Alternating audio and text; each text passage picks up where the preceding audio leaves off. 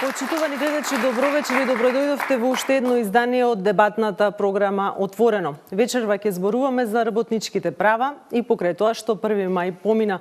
1 мај не може да биде единствениот датум кога се зборува за работничките права, бидејќи нивното прекршување не може никогаш да биде прашање на гола статистика, туку прашање на реален живот, на опстанок, прашање на стандардот на граѓаните, прашање на нивното достоинство. И вечерва овде со нас е граѓанскиот форум, луѓето кои што ќе поставуваат прашања до нашите ценети гости. Поштовани граѓани, добро вечер.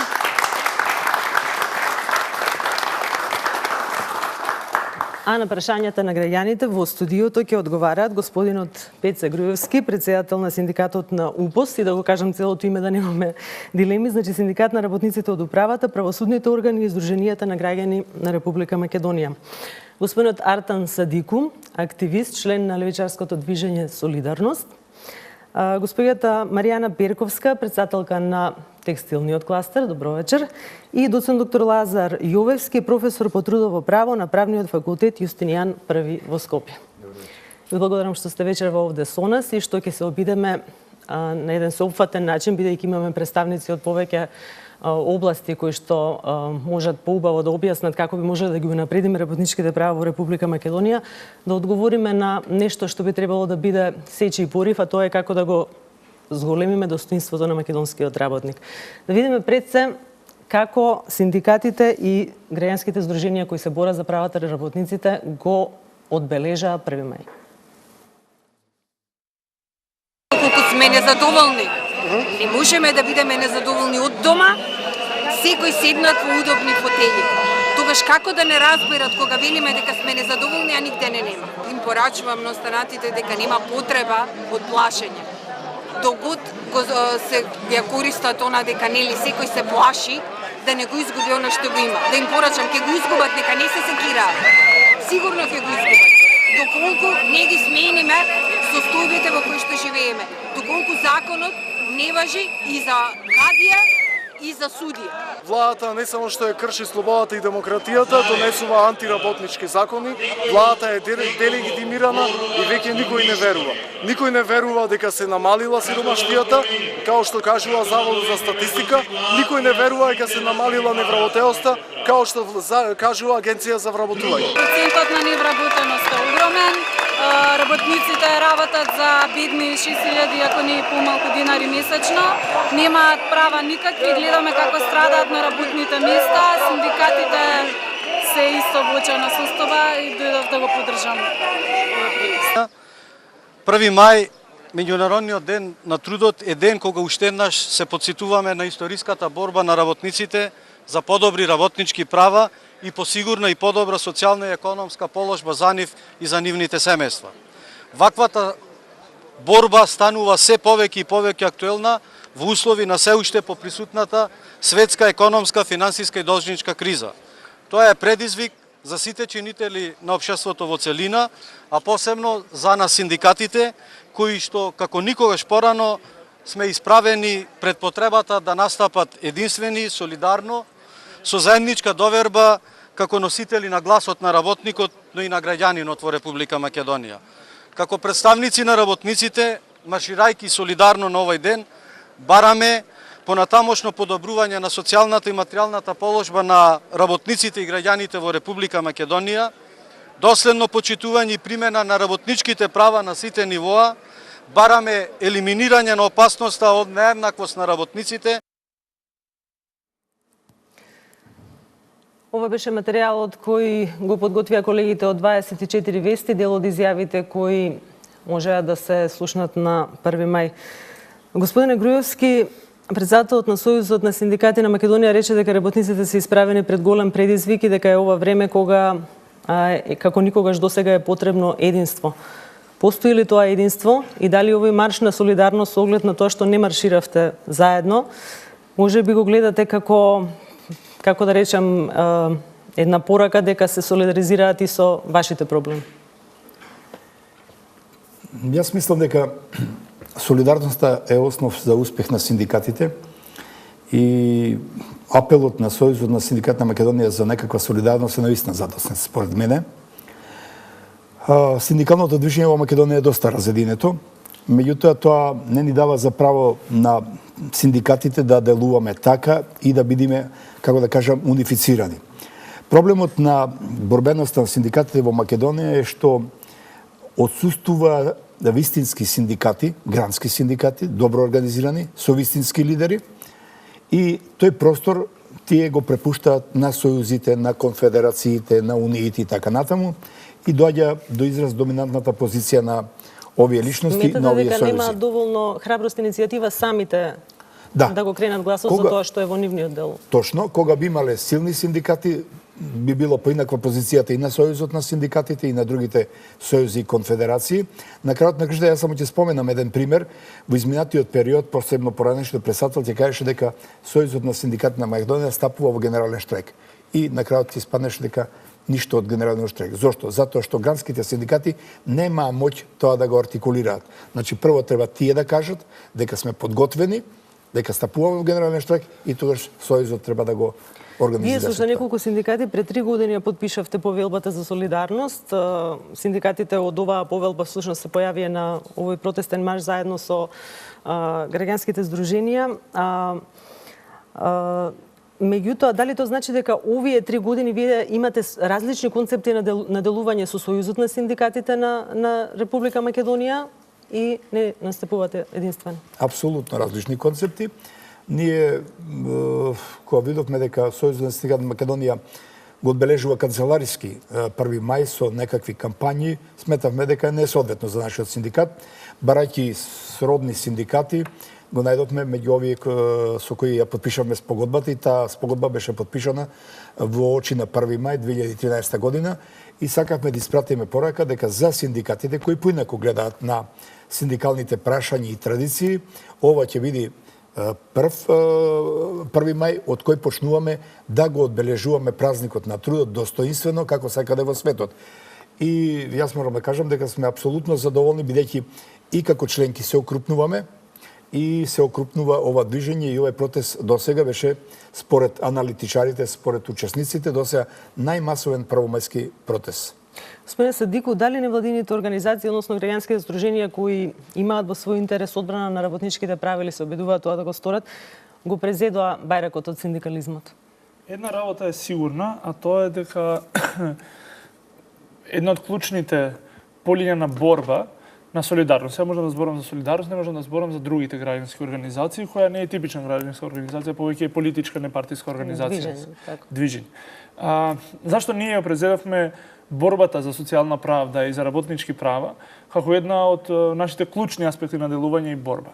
Е токму поради фактот што после самостојувањето до ден денес во политичкиот спектар во Македонија никогаш не се појавила политичка партија која ќе се спротивстави на неолибералниот менталитет во економијата, во финансиите, во трудовото законодавство. Тоа значи дека во политичкиот спектар сите досегашни политички партии кои се појавиле или исчезнали или се уште се активни, сите се унифицирани во нивното гледање на пазарот, пазарната економија, а и на работниците. Оттаму има огромна асиметрија, дека од една страна надвладуваат, преовладуваат бизнис интересите во градењето на политичката логика како треба да изгледа општеството, а од таму после се прават и законите, а од друга страна гледаме дека како наследство на распадот на Југославија, како наследство на процесот на транзиција, синдикатите беа доста ослабени, нападнати, законската рамка за нивното делување беше доста стеснато, и оттаму видовме дека мора да се појави таква една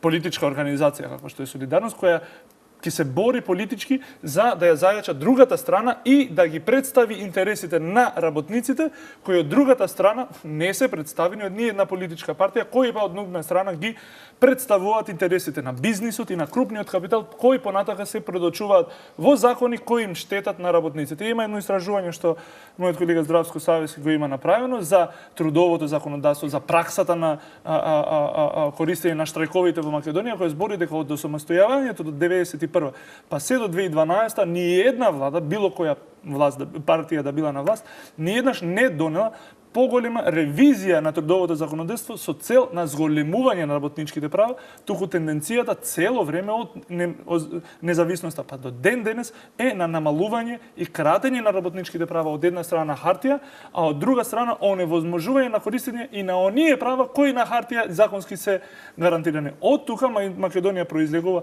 преку нашите компаративни анализи со другите држави во регионот како земја со најужасни работнички права и пракса на почитување на тие права во регионот, особено споредувајќи со нашите први соседни држави. А да не зборам за појавување на нови трендови кои во Македонија се на некој начин иновативност, а тоа е зголемениот тренд на работници кои се сиромашни.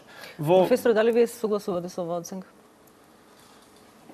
Па видите, би рекол дека ситуацијата во регионот е повеќе или помалку слична. Не би рекол дека комплетно Македонија е нешто пример кој што е негативен, па во други сегде е подобро. Барем моите сознанија говорат за тоа. Дотолку повеќе што и јас и надвор од Македонија и магистрирав и докторирав во регионов, така да ги знам многу добро нивните прилики и во пракса и во однос на хартија, како што вели колегата Садику, во делот на законските одредби. Доколку се обидеме да не се споредуваме со регионот, туку со тоа како би требало да биде во ОДВС? Па ние не би требало со никого да се споредуваме, според мене. Значи ние би требало да се споредуваме самите со себе. Како да изградиме подобар систем, правен, трудово правен, нели поточно, и како тој систем да го спроведеме во пракса. Од тука мислам дека навистина е предизвик да воспоставиме еден баланс, еден момент на соработка помеѓу трудот и капиталот. Бидејќи, како што кажа господинот Садику, работничките права се намалуваат во одреден степен во некои периоди од осамостојањето повеќе, во некои помалку. Меѓутоа, тоа и не треба да не чуди од друга страна, затоа што ние го сменивме политичкиот и економскиот систем во кој што обстојувавме претходно. Претходно и немаше бизнис сектор, немаше капитал, сватен во онаа капиталистичка смисла на зборот.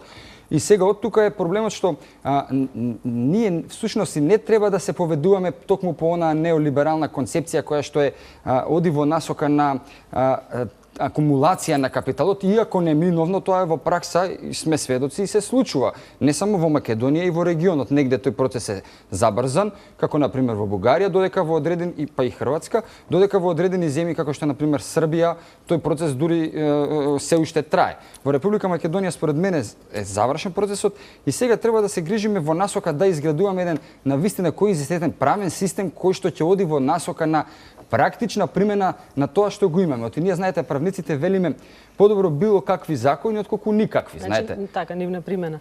Да. Како накратко би го коментирале каква е улогата на синдикатот, односно дали би требало да биде малку по-силна? Па јас со внимание ги следав овие настани во изминатиот период. И навистина не само сега. Синдикално ги пратам, работиве во изминативе децении, може повеќе од една деценија, од кога почнав и професионално да се занимавам со оваа проблематика, дотолку повеќе што токму и во делот на една синдикална активност и се специализирав, се посветив посебно на колективното преговарање и колективните договори. И треба да знаеме дека всушност уредувањето на работните односи од секогаш е предизвик за човештвото, во цивилизацијски предизвик, јас би кажал. И токму овие дилеми кои што вие на почетокот ги поставивте до почитуваните соговорници, одат во насока на едно клучно прашање. А тоа е на кој начин ние ќе ги уредиме работните односи во насока на ова што го кажа претходно, да бидат во еден избалансиран, еден достоинствен начин. Видите, достоинствената работа е клучот. Синдикатите и тоа како имаат активна улога во моделирањето, насочувањето, креирањето на достоинствената работа, кој што е меѓународно трудово правен феномен и прашање кое што се и тоа како посветува последнава деценија страната на меѓународната организација на трудот.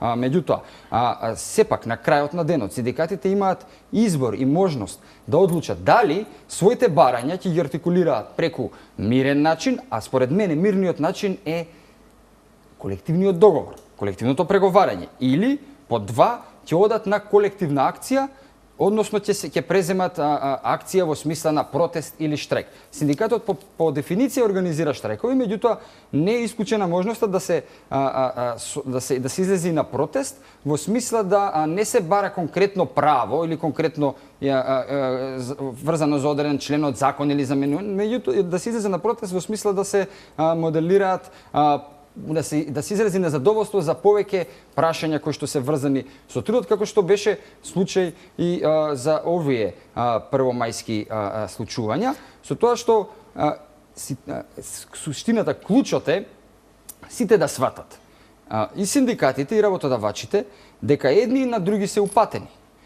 Знаете, посебно тоа го апелирам кон работодавачите, бидејќи изградувањето на вистинска свест кај работодавачите дека е добро и полежно и има бизнис логика да му се даде на работникот толку колку што треба да заработи, на вистина е на радикален пресврт во концепцијата на размислување на секој индивидуал, па ако сакате да генерализираме, значи на самите работодавачи. Така, една од пораките која јас би сакала да произлезе од овој наш пленум, форум, дебата е таа дека не би требало работодавачите и работниците да имаат спротивставени интереси, бидејќи задоволните работници значи поефикасна работа и подобра работа на фирмата.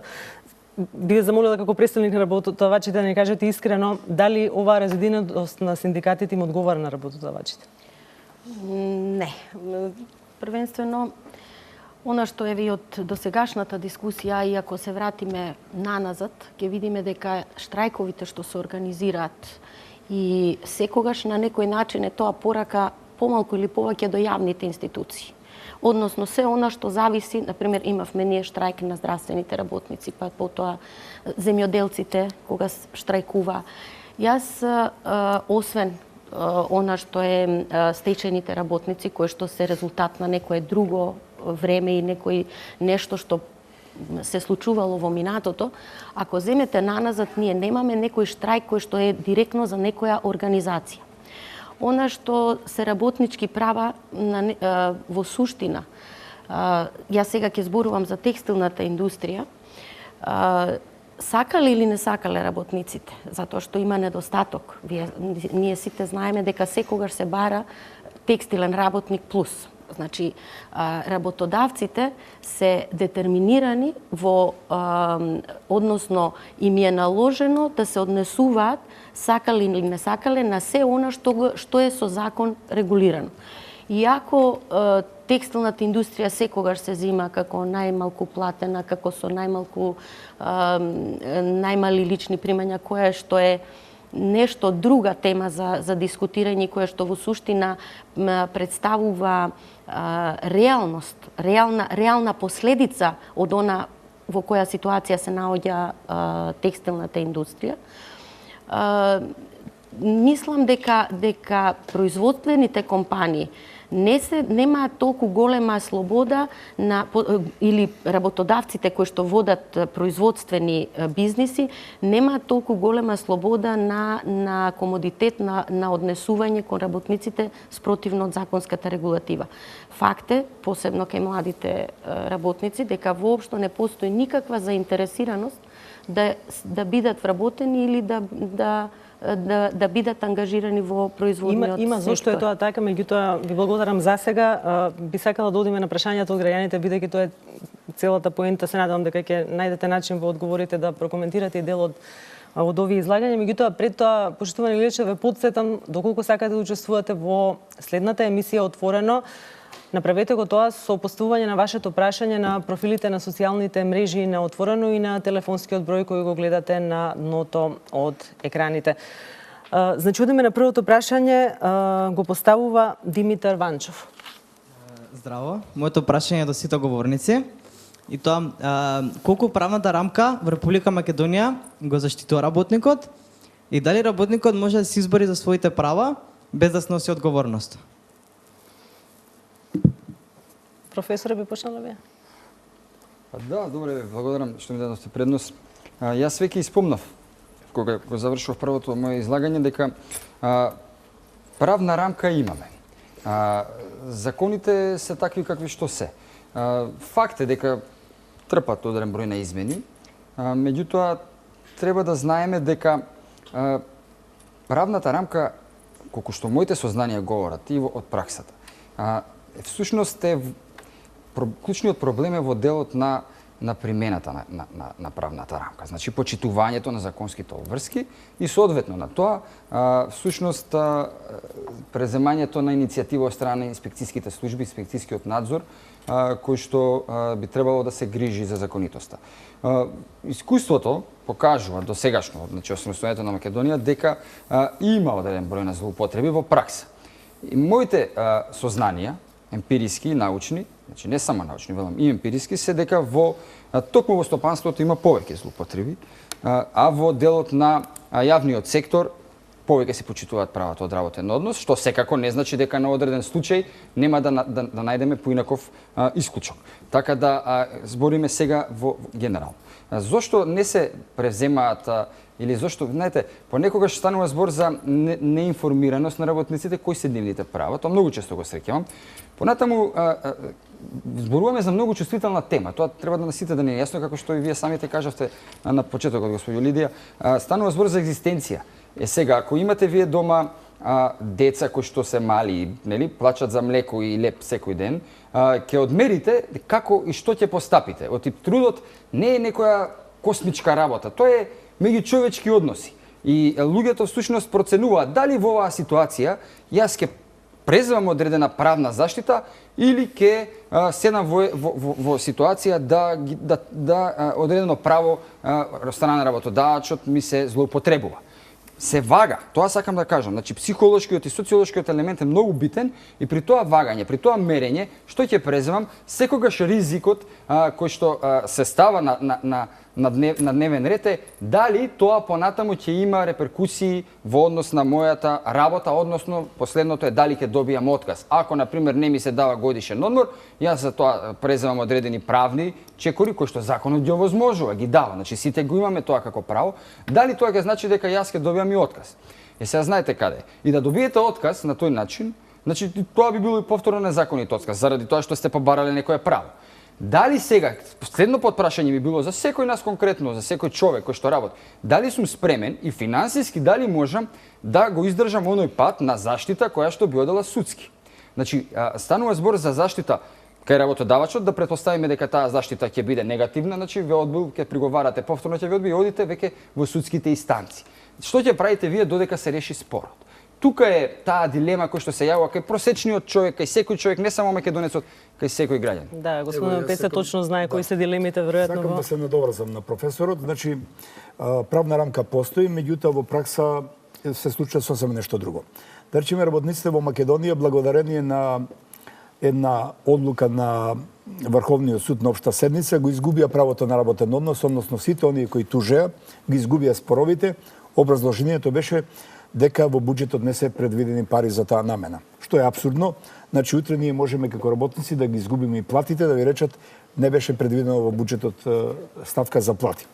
Од друга страна, морам да кажам дека и во јавниот сектор и во приватниот работниците навистина се плашат да поведат судски спорови, неќам да тужам фирмата или ќе ви се заканат. Значи, вие нас ќе не тужите, а одовде го вадите лебот, тоа се најчестите закани. Ево, ќе се послужам со еден пример во едно министерство. При крајот на годината, значи, законот за државни службеници предвидуваше степен на кариера и многу државни службеници не го добија тоа, а тоа значеше напредување во струката и поголема плата. Ние како синдикати му кажавме, бидејќи неговата примена заврши на 12 февруари, сите да поведат судски спорови, синдикатот ќе ги застапува. Во тоа министерство беа навистина изненадени од улогата на синдикатот, беа благодарни и да кажам, една еуфорија се создаде, ја сватија улогата на синдикатот. Но што се случи? По заканите, притисоците од раководните структури, дали остана 5-16 луѓе кои останаа доследни на тоа да тужат, бидејќи едноставно рекоа се плашиме. Тука како синдикат не можеме да помогнеме и она што професорот рече, веројатно си проценија, но мислам дека не е во ред со такви закани да се служат. По некој пат морам да ви кажам дека и некој намерно ги пушта тие работи, тие закани, можеби не си од страна на работодавачот, се со цел да се дезориентираат работниците, што најчесто се прави. Мислам дека првично мора малку да се повлечеме и да анализираме целата ситуација. Не смееме да збориме за правна рамка како некоја си рамка која има своја логика. Мислам, тоа е основна ствар која учите филозофија на право. Законот не е Нема некоја своја логика како се само произведува. Тој е резултат на одредени интереси. Одредена влада го предлага тој закон, собранието кое го гласа таа власт го изгласува тој закон. Значи, за правната рамка која збориме дали ги штити или им служи на работниците, таа секогаш служи, е наменета за работниците трудовото право. Но резултатот колку може да штити е секогаш резултат на одредена битка. Тоа што го зборев преска е дека во оваа битка имаме само еднострана борба. Борба од страна на партиите кои застапуваат бизнис интереси против работниците кои, за жал, секоја чест на исклучоците, не се доволно организирани во јаки синдикални движења и за уште поголема трагедија, ССМ во Македонија е окупирана од една бирократија која ги угнетува работниците во интерес на преговорите со власта. Од друга страна, колку се таа законска рамка спроведува конкретно, да не збориме само во апстрактни термини. Пред 2 години не ме фаќате за збор за конкретните членови на закони, но сигурен сум дека тие промени се донесени. Во Македонија се намали процентот на приход кој работникот го прима за време на боледување. Значи, со намалувањето тоа пак е правна рамка. Одредува толку сега ќе прима. Ама тоа е отварање на простор за злоставување на работникот од страна на работодавецот, дури кога е во лошо здравје, само затоа што сега ако земе боледување, ќе зема многу помалку пари со кои не може да преживува. Од друга страна, предходната година секој 8 ден работник губеше живот во Македонија на работно место. Дали нешто сериозно се преземе од страна на трудовиот инспекторат или за промена на законската рамка за воведување на драстични казни за работодавците кај кој работник ќе изгуби живот на работно место поради околностите на кои работи. Од друга страна, ние имаме солидарност, отворен повик за сите работници да ги пријават нивните работодавачи, па ние после ја водиме постапката и добиваме секоја недела по десетици пријави токму поради стравот дека го пријават работодавачот кој во сите случаи е приватна фирма, тие може да го изгубат. Многу преку вас, тогаш не се знае. Тогаш не се знае, бидејќи ние ги застапуваме, не се знае кој од работените го пријавил работодавачот. Од друга страна, исто така пред 2-3 години се направија жалбата до се извинувам, до трудовата инспекција. Која дали иди и прави увид.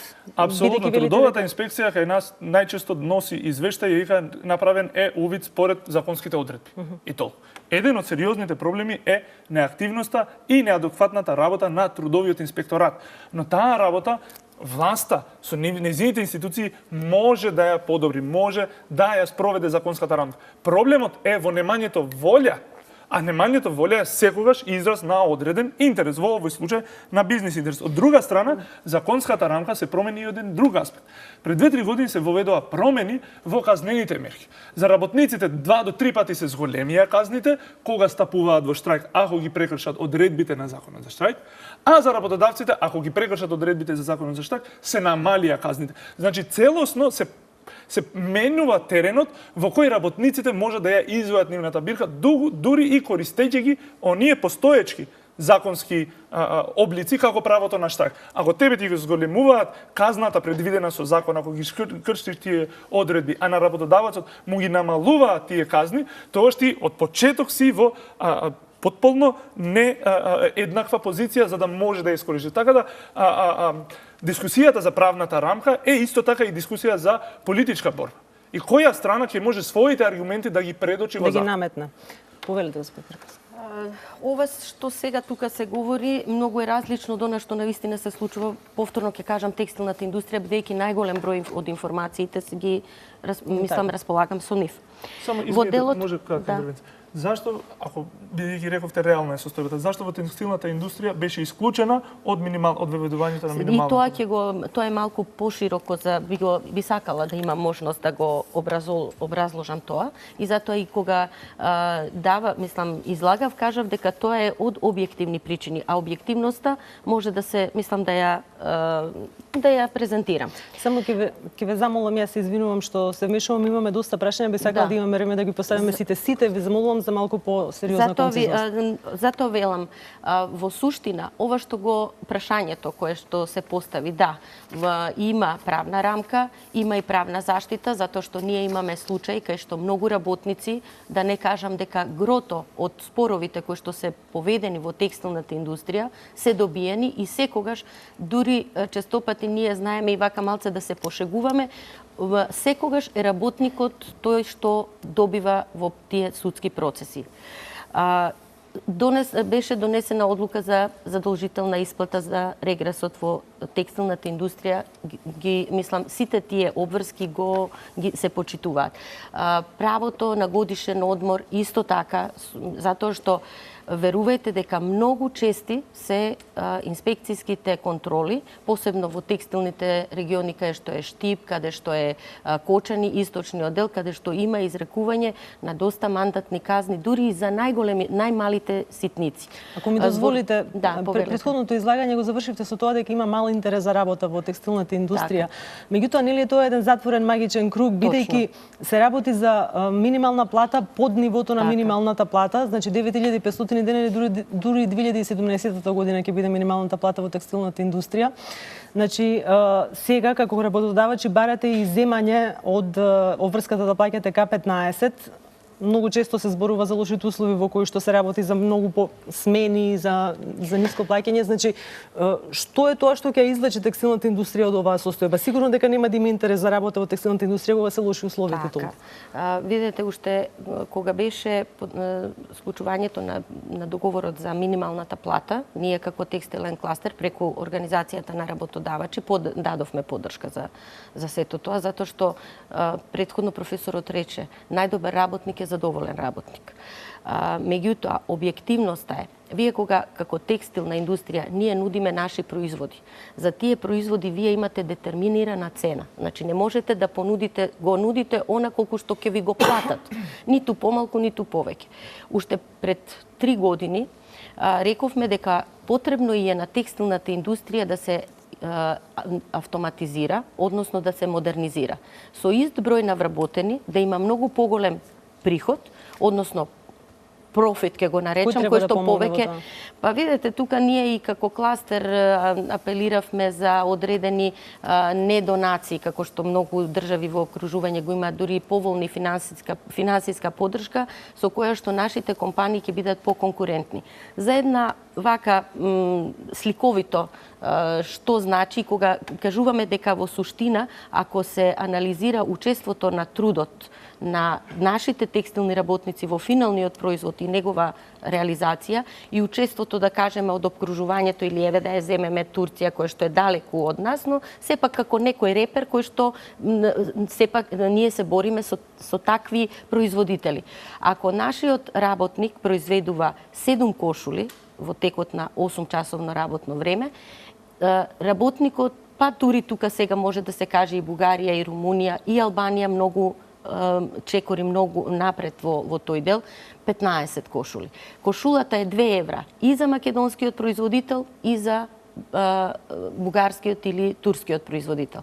Бевме во посета на една компанија, на кратко уште ова ќе кажам, со автомат, на еден автомат, еден работник обслужува 2 автомата.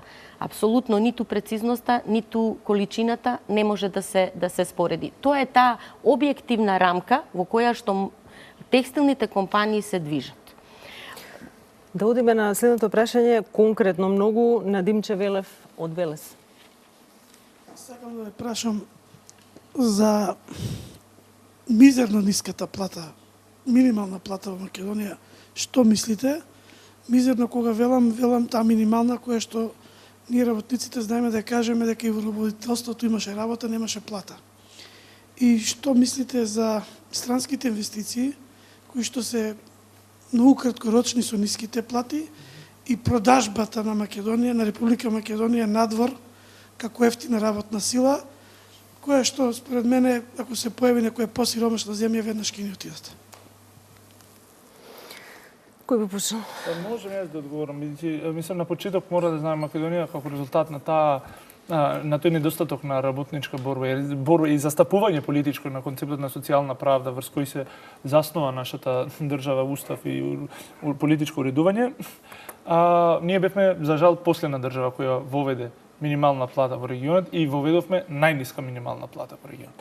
Од друга страна, целиот тој поход за воведување на најниска минимална плата, за скратување на работничките права, за воведување според ранг листата на Светскиот економски форум за 2014. Македонија е држава прва во свет со најниски даноци за странски инвестиции. Најниски, први шампиони сме во свет.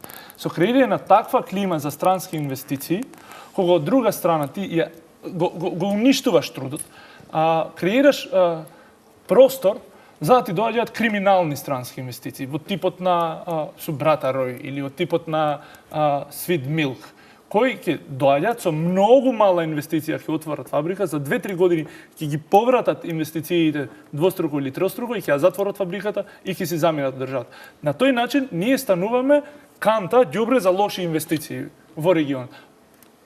Тука придонесува и фактот што сме надвор од Европската унија, што некои стандарди мора да се почитуваат, особено оние за животната средина. Тие не се почитуваат во Македонија. На тој начин ние стануваме една канта на странски инвестиции кои доаѓаат и злоупотребуваат работниците. Знаеме како завршија штрајковите и зашто се организираат штрајковите во двете најпознати сега и најозлогласени странски инвестиции, Кромберт и Шуберт и како се викаше другарта, Дрексел Мајер, и какви се условите таму, и дека по 70 до 100 работнички ги бутаат во автобус да ги тераат до таму. Значи, тие се условите во кои Македонија станува на некој начин рај за лошите инвеститори во Македонија. Од друга страна, нема подеградирачко и посрамна постапка влада и премиер и инвестицијски примотори да ја рекламираат својата држава во светот како држава со најевтина работна сила. Тоа е срам. Ти внатре во државата треба да се бори за да покажеш цената на твојата работна сила, тоа значи да им понудиш на твоите работници подобар животен стандард, а не да се фалиш колку мизерни се твоите работници, дека ти имаш најевтина турска... Но аргументот е дека се зголемуваат вработувањата на тој начин. Апсолутно се зголемуваат вработувања со кои работниците остануваат сиромашни. Тоа е новиот тренд во Македонија. Ова прашање на вистина актуелно и е навистина прашање кое што заслужува подлабоко внимание и не е еднострано. Не може да кажеме се ова вака е и тоа завршуваме со тука. Значи, медаљата има две страни. Од една страна бараме вработувања, од друга страна се залагаме за достоинствена работа. Токму прашањето е како да дојдеме и до вработувања и до достоинствена работа, едното и другото. Кога се прави проценка, која е таа плата која што треба да одговори на некои основни потреби, тоа треба да биде една сериозна анализа. Дали таа анализа е направена и дали оваа сума која што ја споменавте од 9560 денари како минимална плата е таа, значи останувам секој сам да си одговори, да размисли дали со толку пари би можел да преживее во текот на месецот. Според мене лично можеби ќе биде скоро време да се размислува и таа минимална плата да се покачи. Тоа што ние немавме закон за минимална плата до пред 2 години, ни оставаше простор малку поинаку да реагираме, малку поинаку да играме внатре во трудот. Ни даваше можност преку колективните договори да си договараме основна или најниска плата на ниво, ако сакате, на гранката или на самата компанија. Меѓутоа, за тоа да го имате, треба да имате предуслови некои други. А тоа е меѓу другото свест за колективно преговарање, да имате силни синдикати и работодавачи со добра волја, како што и самиот закон за работни односи предвидува bona fide, значи добра волја да влезат во преговори, да разговараат и на крајот на денот да излезат задоволни и едните и другите. Очигледно во практиката имавме проблем околу самото имплементирање на колективните договори, односно до нивното склучување, па и седнување на маса да се преговара. Еве едно конкретно прашање во врска со тоа го испраќа на социјалните мрежи, односно на Твитер, човек кој се нарекува Зоро_МК.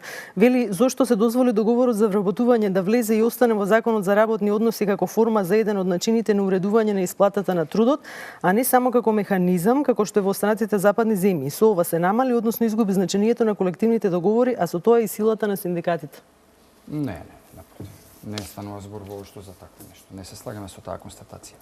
Напротив, договор за вработување ви е основен акт со кој што вие го заснувате работниот однос. Ако одиме со колективни договори да се заснуваат работниот однос, доаѓаме до една парадоксална смешна ситуација за која што немам време сега да детално образлагам. Значи секој работник, тоа треба да биде и можеби еве порака од овој сет на прашање. Значи секој работник има можност да преговара. Значи има можност да договара. И ниту еден работник не може да биде приморен да прифати услови кои што не му се добри.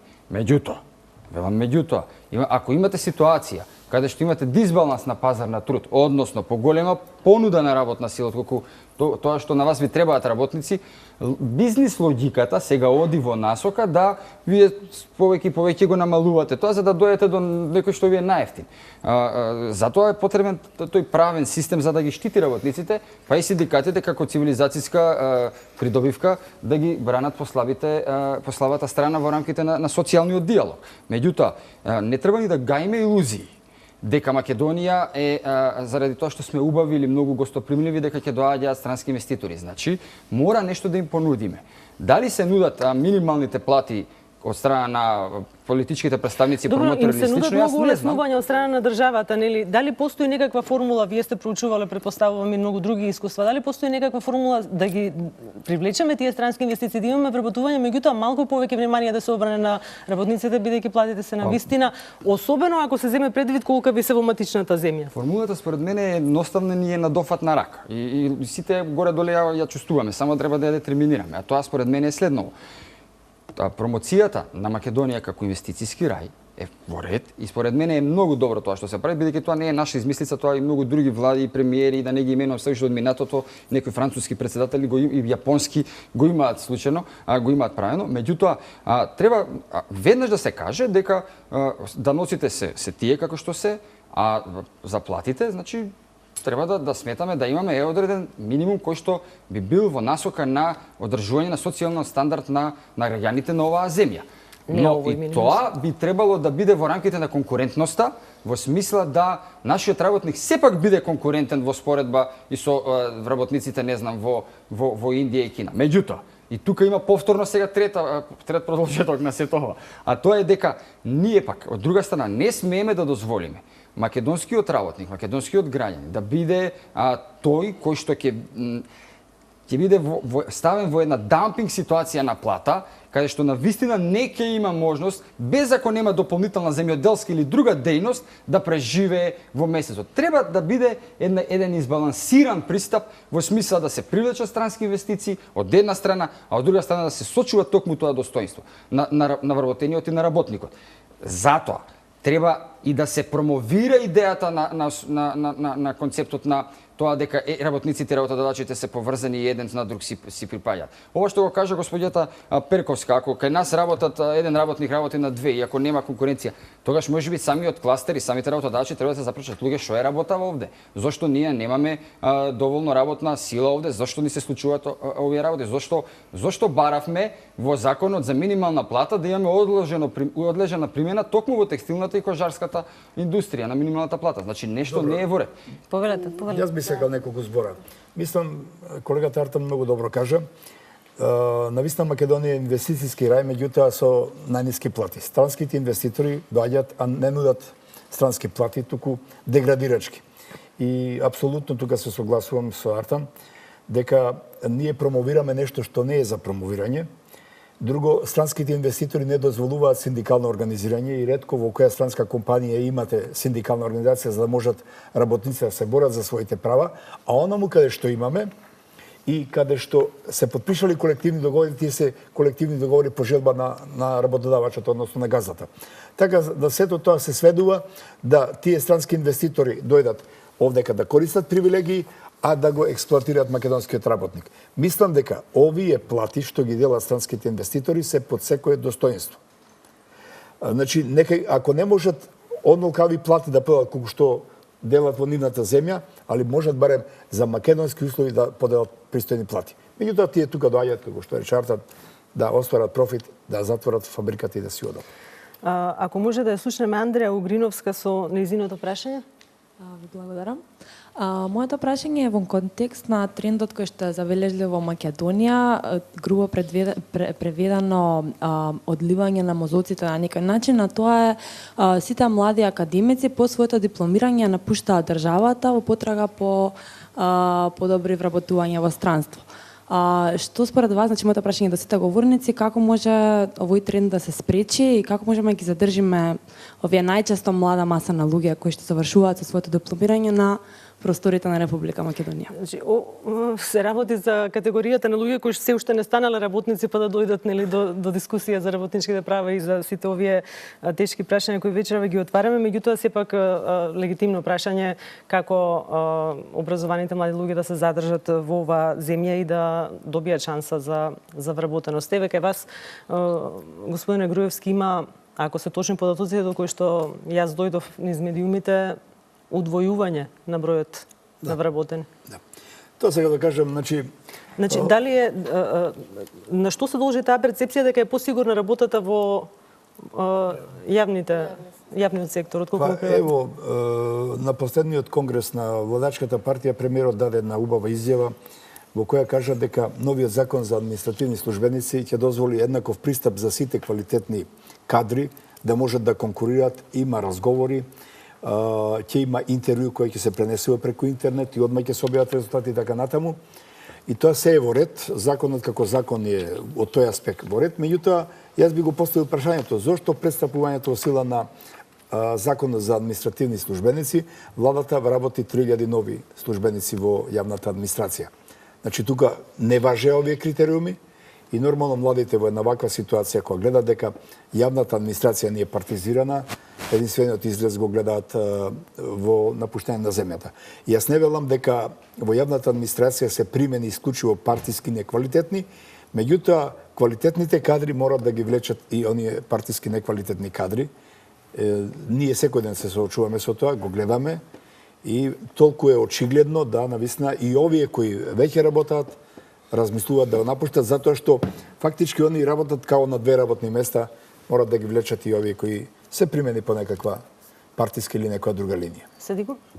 Мислам дека тоа е сериозно прашање кој отвара многу посуштинско прашање. Не може конкретно од сегашната ситуација да даеме одговор за како да се подобри ситуацијата. Ќе отвориме работни места нови, кој ќе отвори работни места, како ќе се отворат нови работни места во сегашната ситуација. За да се смени таа ситуација, за младите да имаат перспектива во земјата, да мора да имаат под доглед ситуација во која тие може да се вклучат негде, да добијат добра плата или пак да заснуваат свој некој независен бизнис или форма на осигурување на приходи во држава. Но тоа се случува кога вие имате општа економска клима која расте внатре за доброто на граѓаните.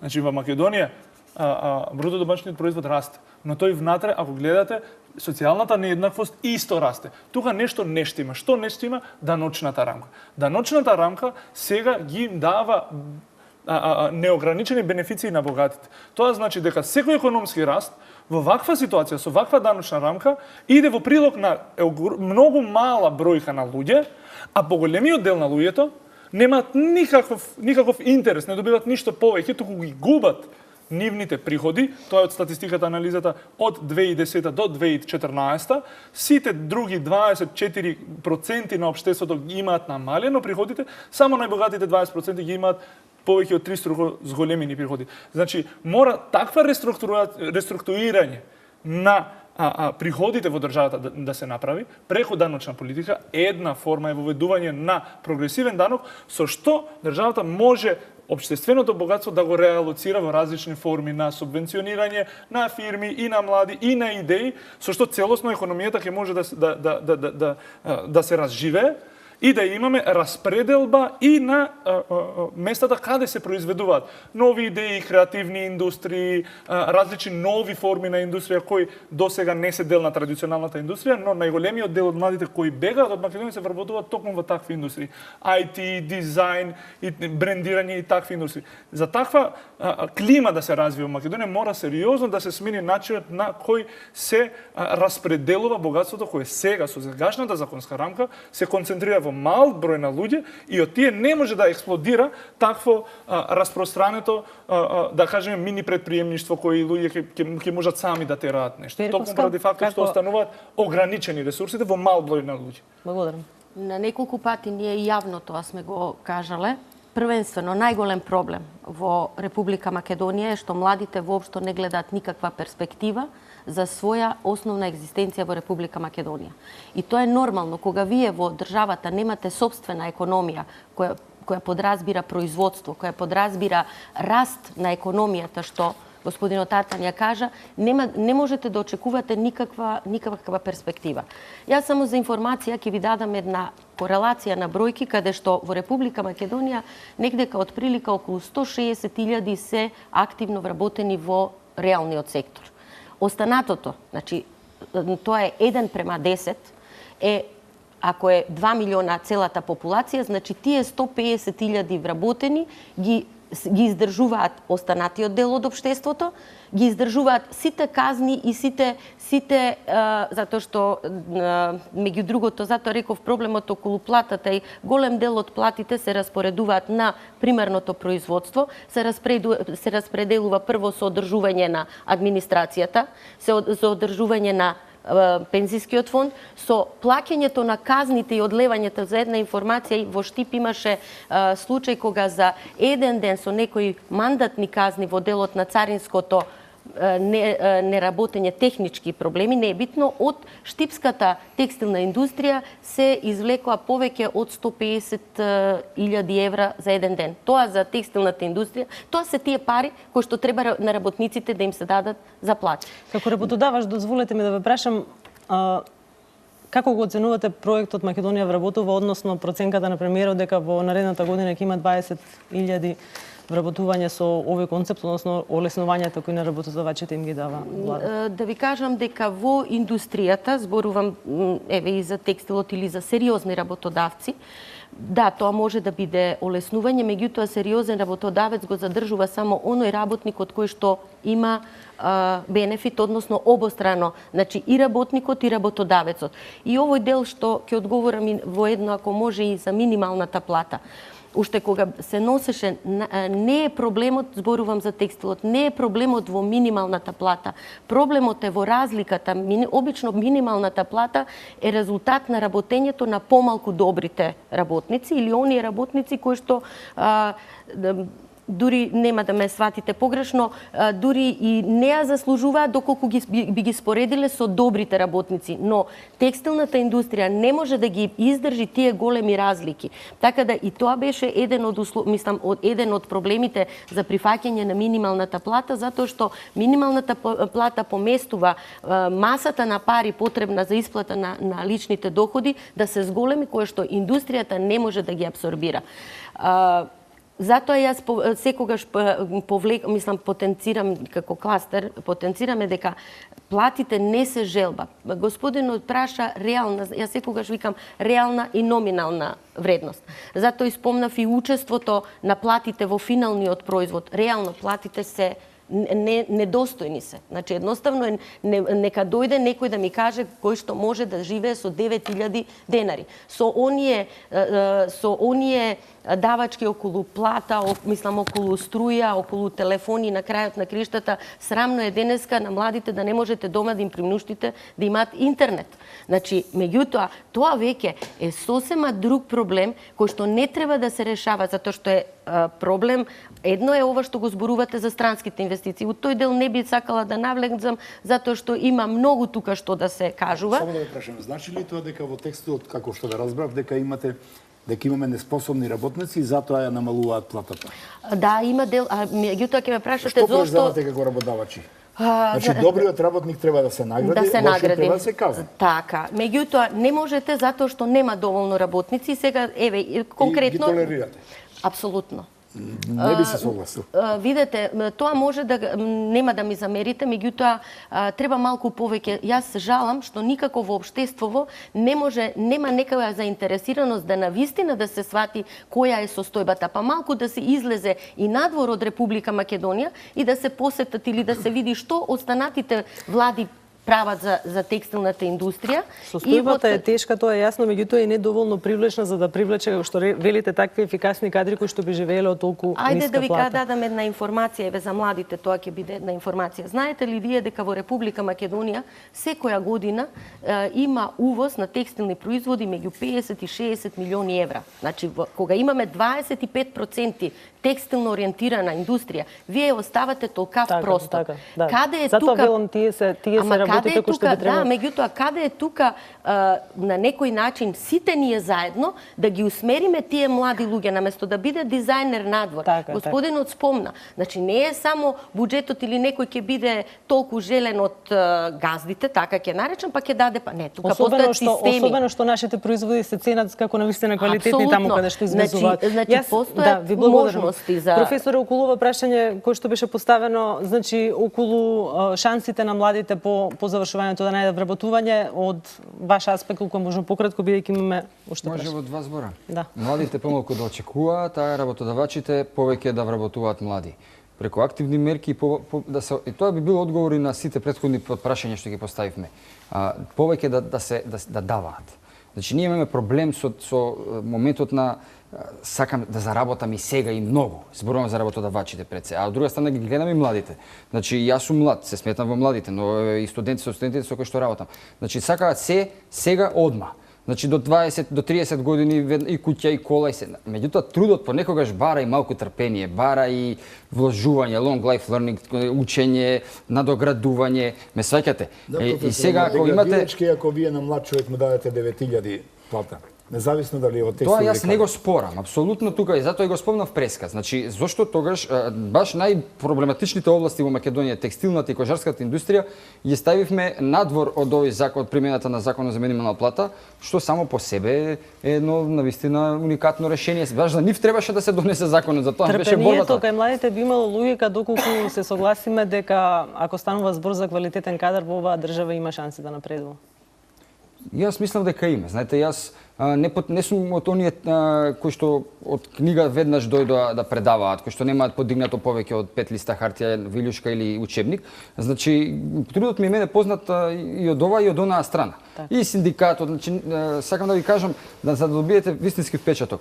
Па трудот си има, работодавачот си има друга логика. Јас ги разбирам и нив, што не значи дека ги оправдувам. Лонг системот на кој што се базира македонскиот текстилен кластер, односно индустрија, значи сама по себе како таква детерминира оваква ситуација. Јас би ги мотивирал, значи и работодавачите, но и политичките елити да наоѓаат начини, модели, они да стануваат подобри работодавачи, подобри менаџери, да знаат како да се пробие тој производ надвор, повеќе да заработуваат и да бидат поотворени и во срцето да даваат од тоа што ќе го заработуваат на работниците повеќе. Државата, владата да ги помага во тој аспект, што мислам дека и во еден аспект го прави, па посебно еве сега и со младите, бидејќи од тука произлезе прашање во целава дискусија, потребна е поддршка во делот на трудот.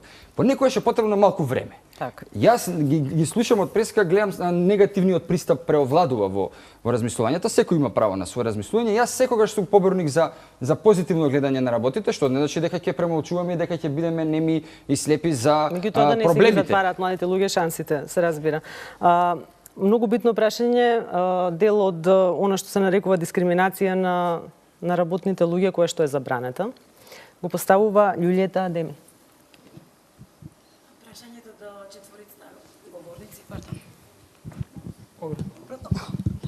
Прашањето до четворицата говорници, значи, каде е институционална поддршка за самохраните родители, не ги однедва мајки или татковци, самохран родител и бидејќи сум и во едната и во другата категорија, значи и институционалната поддршка за лицата со посебни потреби во однос на работниот однос, бидејќи се носат безброј закони, безброј кампањи се прават, дека вработуваме лица од таа категорија или најзагрозените категории во општеството. И од друга страна, уште едно прашање за нееднаквоста на платите, бидејќи знаеме во трендот дека платите меѓу мажите и жените не се еднакви. Кај нас, како се останато, тука е уште понагласено. Како да е тоа правило? Се чувствувам малку повикан во делот на дискриминација, навистина одлично прашање, секогаш актуелно, не само во Македонија и во светот. Да знаете дека тоа не оправдува ако кажеме дека има дискриминација на некои плати во Британија. Баш пред некој недела читав за статистички показател со одредени научни согледувања што се случува во Британија помеѓу машкиот и женскиот труд и според професорите од Харвард, од Оксфорд, значи сознанијата се тие дека и во Британија, во Велика Британија постои таков проблем, се јавува таков проблем. Проблемот е глобален. Зошто е тоа така? Веројатно треба во свеста да се менуваме ние како луѓе, како индивидуи, како мажи, како жени. Што се однесува до самата дискриминација, дискриминацијата во трудот е многу болна и многу проблематична.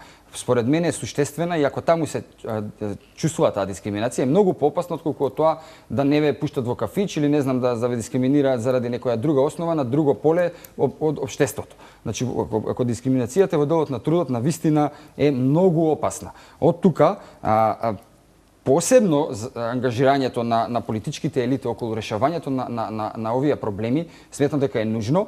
Од тоа што јас знам, бидејќи сум делумно и вклучен во некои активности на тоа поле, можам да ви кажам дека посебно кај лицата со посебни потреби исчекор е направен. Значи и статистички, и нормативно, и праксата покажува дека имаме вработување. Сега, се појави друг проблем тука, се појави повторно што го кажав на почетокот, што се случува во пракса кај вработувањето со лицата со инвалидитет. Значи, дали сега тука немаме некои злоупотреби во делот на платите и во делот на правата и дали некој можеби на некого му рекол не доаѓај на работа, седи дома, за да земам јас одредени бенефиции социјални кои што ги дава државата. Државата дава многу средства овде.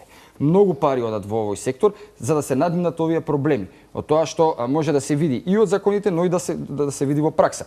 Дотолку повеќе што има иницијатива за донесување на посебен закон кој што би го вовел квотниот систем за вработување на лица со посебни потреби и на тој дел да се намали дискриминацијата. Значи на определен број вработени, да речеме на 20, да морате да примите едно лице со инвалидитет.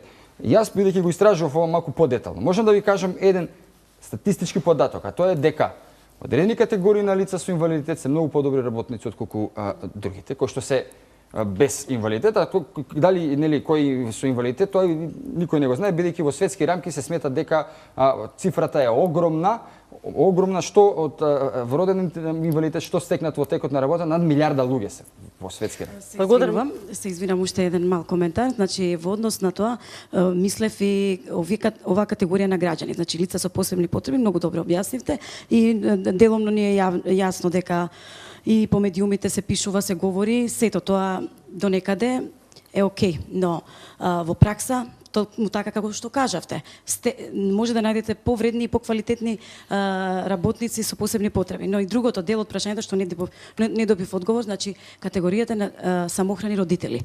Тоа ми беше во однос и со законските измени за хонорарите. Значи, овие лица се принудени да работат двојно повеќе, да не речам 3 работи, за да можат да опстанат и знаеме кој е хаосот со законот со хонорарците, но би сакала и ваше мислење за ова. Но нема да имаме време за долги објаснувања, навистина имаме уште само 3-4 минути, Садико, можете вие да одговорите на ова дополнително прашање, односно појаснување на прашање. Не, јас мислам дека целокупната социјална заштита на различните категории на работници во Македонија се уште сме далеко од таа фаза, бидејќи тоа спаѓа исто под принципот на социјална правда, на оние кои немаат пристап поради нивните животни околности, мора да им се дадат различни форми на бенефиции како грижа на деца и такви натака.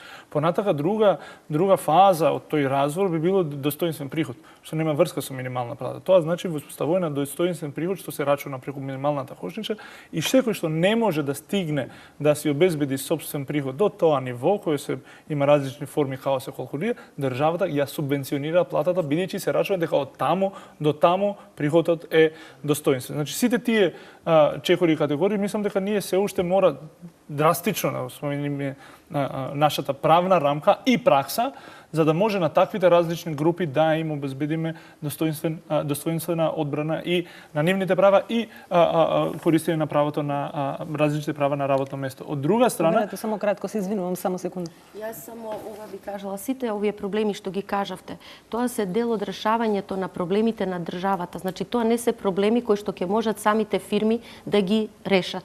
Токму и едно од оптеретувањето на фирмите, тие тие што треба да заработуваат профити преку одредени даночни обврски кои ги плаќаат према државата, а државата да е таа која што ќе ги решава и ќе ги регулира ова што го кажа господинот Тартан, минималните потреби, начинот околу хонорарните, и тука има исто доста недостатоци, исто третирање на луѓе во работен однос и оние кои што не се. Значи тука има еден друг систем на решавање на проблемите кој што не е во делот на решенијата на синдикалците, ниту пак во делот на решавањето на проблемите од страна на работодавците. А сето тоа ќе можеме да го решиме доколку имаме здрава економија. Без такво нешто нема во суштина нема ни од каде да се обезбеди таа поддршка. Во поглед на дискриминацијата на машкиот и женскиот труд, мислам дека тоа не е присутно толку во јавниот сектор, односно не е воопшто присутно. А го има во повеќе западни земји, дури за нас се непоимливо. Молам? Еднакви се платите? Еднакви се платите меѓу мажите и жените и тоа е во администрацијата. Да. Нема, видите, за еднакви работни места, за еднаква работа треба еднакво да се плати. Полот е ирелевантно и од тука сите оние ситуации, значи во стопанството верувате многу кристално јасно, барем според мене. Јас ако сум работодавач, секогаш би сакал да имам добар работник. Значи, јас дали ќе вработувам утре од мојата фамилија, братучеди, пријатели, роднини или комши, мој ризик е. Нели, а ги знам какви се или не. Постои како проблем, не би можеле да генерализираме дека еве доколку вие ги знаете состојбите во јавниот сектор, дека во приватниот се еднакви плати. Во јавниот сектор е сосема понеква ситуацијата. Дека е тоа голем проблем во светски рамки. Би требало да привршуваме. Господине Груевски, кои се наредните чекори? Мораме да ви спочитуваме да оставиме малку простор за она што вие го наоѓате како големи аномалии, ако смеам така да се изразам, во Законот за административни работници, кои што ги повторувате неколку пати во јавни настапи. Излеговте на 1 мај со протест, велите дека од членството имате и притисок за штрајк, дали ќе се решите на такво нешто? Во поглед на искажување на незадоволството од законите, посебно за административни службеници за вработени во јавниот сектор, ова беше првиот чекор и на барање исклучиво на нашите членови. И мислам дека имавме добар одзив. Ние уште денеска испративме писмо до двајцата министри, тоа е министерот за информатичко општество и јавна администрација Иво Ивановски и до министерот за правда во врска со законите за судски службеници и јавно-обвинителски службеници, да имаме работна средба на која би ги образложиле нашите барања и да дојдеме до некакви решенија. Јас мислам дека полека владата, односно министерството како предлагач на овие закони, свати дека погреши, а и во вчерашната изјава на премиерот имаше една таква доза дека владата во изминатиот период направила грешки во донесување на законите како избрзани. И јас верувам дека ќе опревлада тоа мислење и дека ќе најдеме разбирање. Едно такво избрзано мислење беше, односно законско решение и административните службеници да бидат обврзани да полагаат странски јазик, односно да донесат сертификат. Ние како синдикат упорно настојувавме да им докажеме дека не е во ред, дека законот не може ретроактивно да важи и така натаму. И последно барање кога видовме дека немаме разбирање беше нека важи од моментот кога Македонија ќе биде примена во Европската унија. Сега тоа се преточи во измени на законот. Така, меѓутоа има и некои членови кои што се уште посериозни и кои што значат ризик од губење на работата и ви посакувам среќа во преговорите тоа да се овој закон има повеќе намера да ги казнува работниците отколку да ги наградува. Веќе го немаме степенот на кариера, значи имаме само казни. Имаме уште само 2,5 минути. Од вас барам еден апел, една порака до работниците како да ги заштитат правата. Едно од навистина практичните работи е вашиот повик да се обратат до вас ако сакаат да пријават некаква злоупотреба. Посоветувајте ги како да се ги заштитат правата. Апсолутно, да ги притиснат собствените синдикати каде што членуваат да станаат поактивни. Ако во гранката каде што работат условите се навистина лоши, да ги притиснат за да почнат да го практикуваат уставното гарантирано право на штрајк, што во Македонија ефективно со политиките на владата се губи и се ништи. Како, например, со введување на тие привремени наставници, со тоа се губи. Мора еднаш да секогаш да се врати и конкретно да може да се искористи тоа право за штрајк, бидејќи тоа е најаката алатка во борбата на работниците. Само со тоа може да се постават во еднакви позиции со работодавачите и со владата, за да можат во исти термини да преговарат за нивните услови и за нивните плати. Вие како работодавач дали имате слух за она што го кажува конкретниот синдикат од вашата област? Апсолутно. И она јас го кажав и повторно ќе го повторам и тоа е, мислам, мотото на секој зрел или солиден работодавач. задоволен работник е оној кој што му треба на секој работодавач, затоа што сепак работодавците и вработените се дел од една целина. Ниту едните може да функционираат без другите и обратно. Така да мораме да го напуштиме оној менталитет дека станува збор за експлоататори и експлоатирани, туку напротив да бидеме нешто што заедно ќе функционира. Професоре, како да се зајакне, да се добие повисок квалитет на социјалниот диалог? Бидејќи мислам дека во голема мерка тоа е проблемот. Зошто со конкретниот синдикат кој што има таков проблем не се преговара, туку се преговара, да речеме, со некој кој нема толку познавање за проблемите. Значи, социјалниот диалог, конкретен на чинителите од кој што зависи конечната одлука. Наједноставно да се направи тоа е преку правниот инструментариум, а тоа да се воведат одредени критериуми наспроти кои ќе следат казни. Тоа е едниот начин, но меѓутоа по мене суштествениот начин е промена на свеста на секој граѓанин. Всушност станува збор за еден духовен препород, за сваќање на трудот во една поинаква форма, во поинаква димензија. Многу работи се промени и сведоци сме на историски промени во делот на македонското трудово право во овие последни години. Тоа подразбира дека за некои работи ќе треба да бидеме малку стрпливи, да видиме да не избрзуваме со заклучоци, барем зборувам од научен аспект. Како ќе се одвиваат нештата, не е се толку лошо колку што можеби на прв поглед на некого му се чини, нити е се идеално, далеко од тоа. Меѓутоа трудот е динамичен, а за некои работи бара одредено трпение. Да бидеме трпеливи, но и предпазливи и будни и да ги анализираме работите со трезвени глави. Тоа би била мојата порака. Тоа е навистина убав крај. Ви благодарам многу. Ви благодарам, почитувани гости. Навистина го ценам вашето присуство тука. Сите дојдовте поаѓајќи од тоа дека ваша работа на крајот на криштата и да се појавите пред граѓаните, да одговорите на прашањата кои што тие ги имаат, да ги постават во областа на работничките права. Да посакаме сите еден посериозен социјален диалог и една поправедна социјална држава. А вие, почитувани гледачи, пријавете се со вашите прашања за учество во наредната емисија Отворено. Темата ќе биде позната уште во текот на оваа недела. Ќе можете да ја видите на профилите на Отворено на социјалните мрежи, каде што ќе можете да го поставите вашето прашање или да се јавите на телефонскиот број. Сите тие адреси и број ги имате на дното од екраните. Ви благодарам на вниманието и пријатна вечер.